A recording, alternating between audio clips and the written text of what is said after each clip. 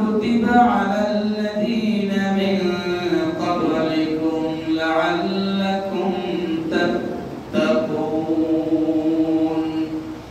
إن الله وملائكته يصلون على النبي يا أيها الذين آمنوا صلوا عليه وسلموا تسليما اللهم صل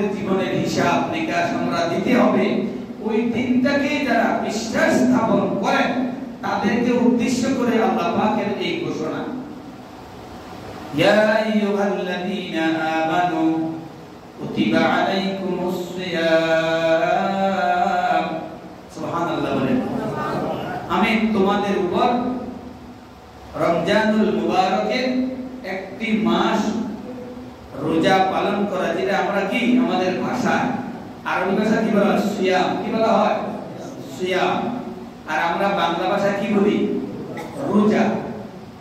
এই রোজাকে আমি তোমাদের উপর ফরজ করে দিয়েছি। কি করে দেওয়া হয়েছে বলেন?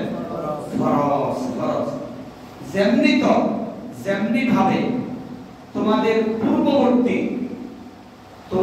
পূর্ববর্তী যারা ছিল তাদের উপরও কামা কুতিবা আলাল্লাযীনা মিন ক্বাবলিকুম, যারা তোমাদের পূর্বে ছিল তাদের উপরও এই রোজা কি ছিল?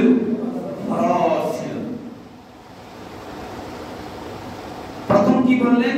তোমাদের উপর রোজা ফরজ করা হয়েছে। তোমাদের উপর রোজা কি করা হয়েছে? ফরজ। সুন্নাত নফল না, ফরজ। এই ফরজ দায়িত্বটা এটা সাধারণ নয়। এটা কি নয়? সাধারণ নয়। এটা একটা কি কষ্টে কঠিন, কি বলেন ঠিক না ঠিক? এই আমলটা, এই কাজটা কি সাধারণ? কথা বলেন না, সাধারণ না। এটা ভারী কাজ, কঠিন কাজ, কষ্টের কাজ। কথা সত্য না মিথ্যা?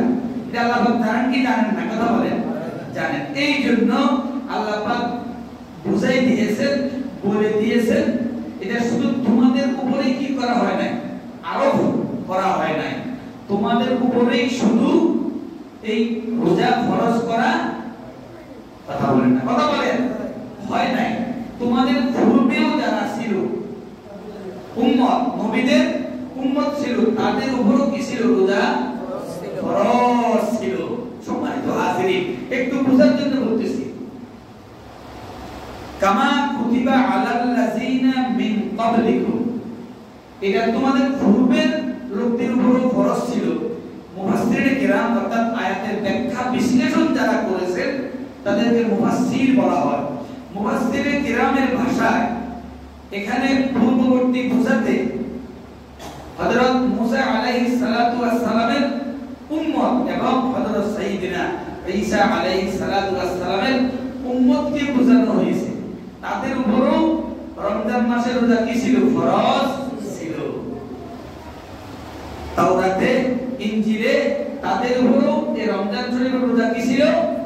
ফরজ ছিল। খেয়াল করেন, এখন তারা সুবিধাবাদী উম্মত ছিল। তারা কি ছিল?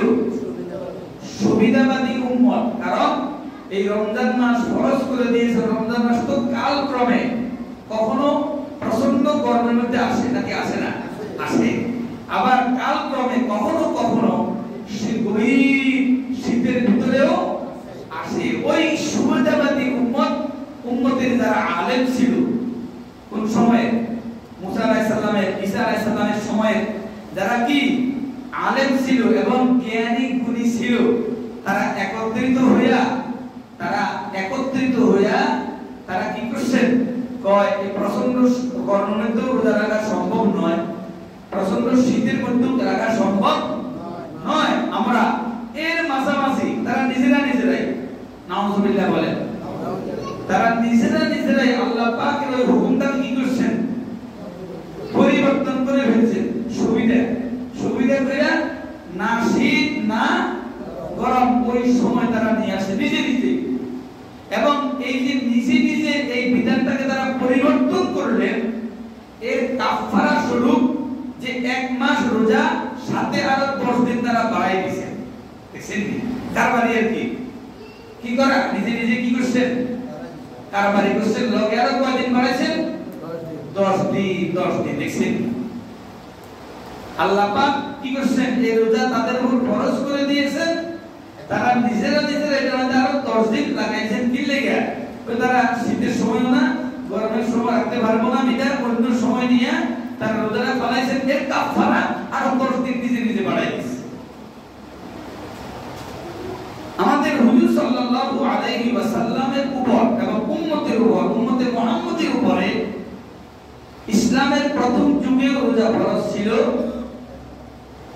রোজা ফরজ ছিল না। ইসলাম যখন রাসূল প্রসার শুরু করে দিয়েছেন, অর্থাৎ মক্কা শরীফে যখন রাসূল অবস্থান করেছেন তখনও রোজা ফরজ হয় নাই, রাসূলের উম্মতের উপরে রোজা ফরজ হয় নাই। রাসূলুল্লাহ সাল্লাল্লাহু আলাইহি ওয়াসাল্লাম মক্কা শরীফ থেকে মদিনায় তিনি হিজরত করার পরে বদর যুদ্ধের প্রায় 1 মাস কয়েকদিন পূর্বে রাসূল এবং রাসূলের উম্মতের উপরে রোজা কি করা হয়েছে? ফরজ। এই রমজান শরীফে রোজা ফরজ করা হয়েছে। সকলে বলুন আলহামদুলিল্লাহ। কথা কি বুঝছেন না বুঝেন নাই? রাসূলুল্লাহ সাল্লাল্লাহু আলাইহি ওয়াসাল্লাম তিনি আল্লাহ পাকের হুকুমে ওনার রিসালাত নবুয়ত তিনি প্রসার যখন শুরু করেছেন তখনই রোজা ফরজ হয় নাই। তিনি প্রায় 13 বছর, কত বছর? 13 বছর মক্কার মধ্যে কি করেছেন? মক্কা শরীফে দ্বীন প্রচার করেছেন।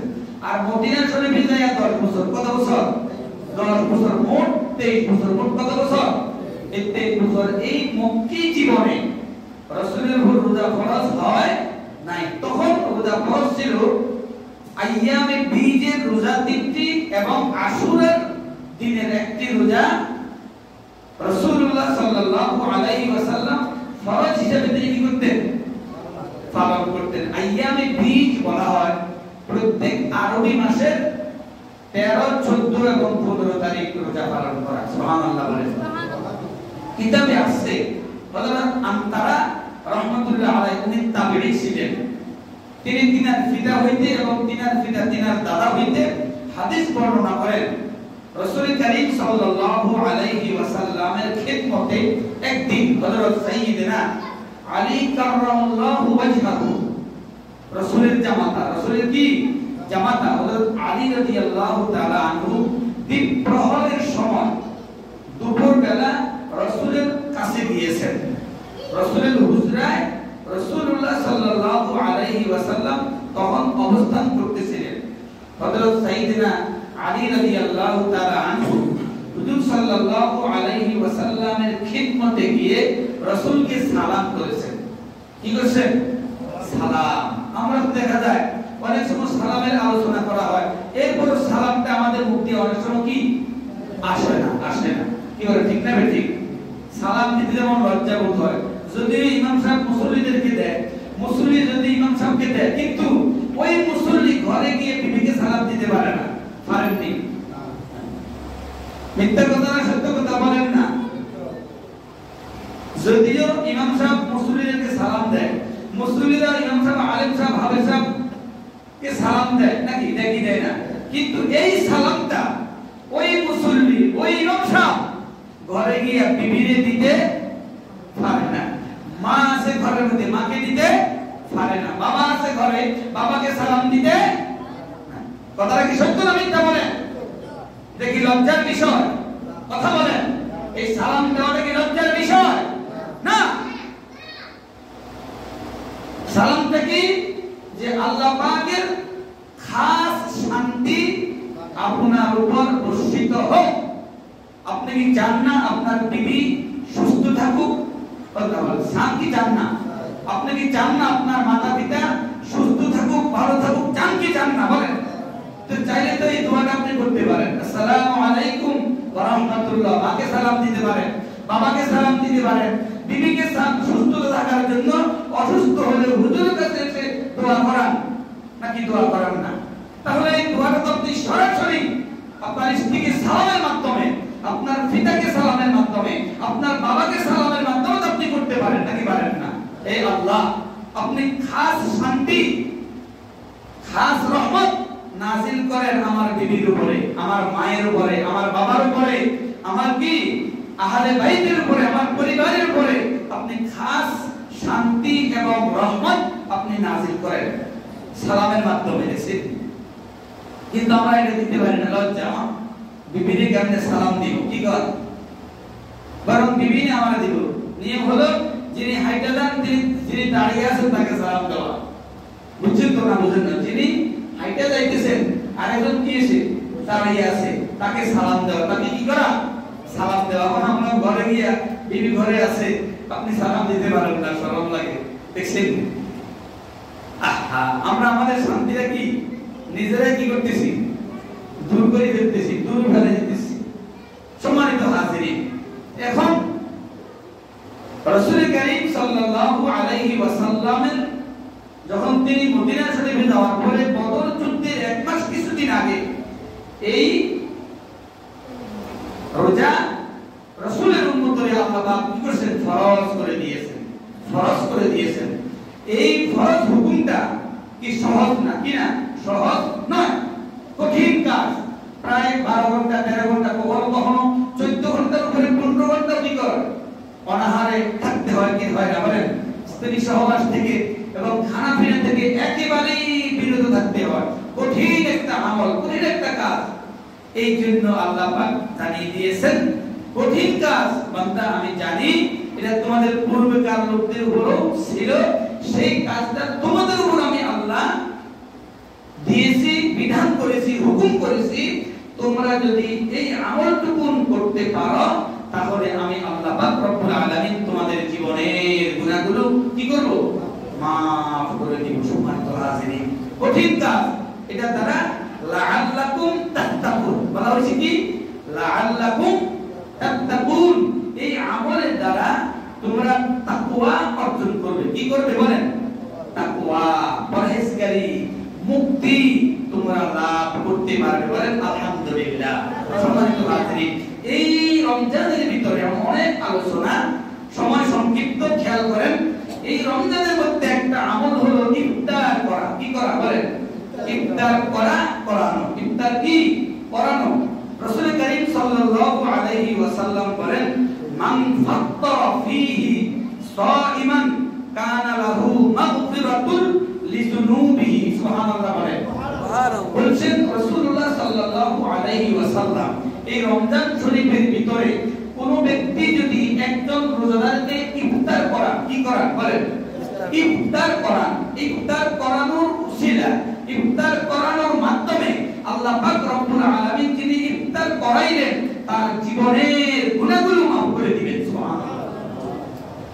কথা কি বুঝছেন না? বুঝেন না? যিনি একজন রোজাদারকে কি করবেন? ইফতার করাইবেন, কানা লাহু মাগফিরাতুল লিযুনুবিহি, ওই ব্যক্তি যিনি ইফতার করাইছেন তার জীবনের গুনাহগুলো আল্লাহ পাক কি করবেন? মাফ করে দিবেন। সম্মানিত হাজির,